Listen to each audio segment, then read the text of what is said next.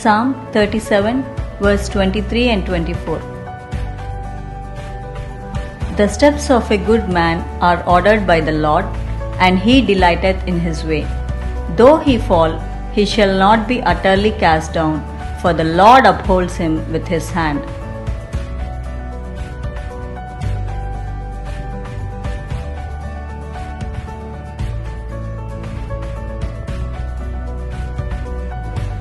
ముప్పై ఏడో కీర్తన 23-24 వచనములు.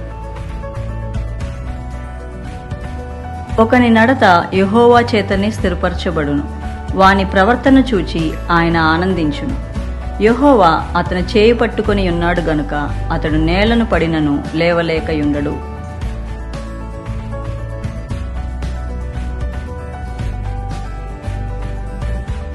Send your prayer request to SusanDesi@gmail.com. We will pray for you. Like, share, subscribe.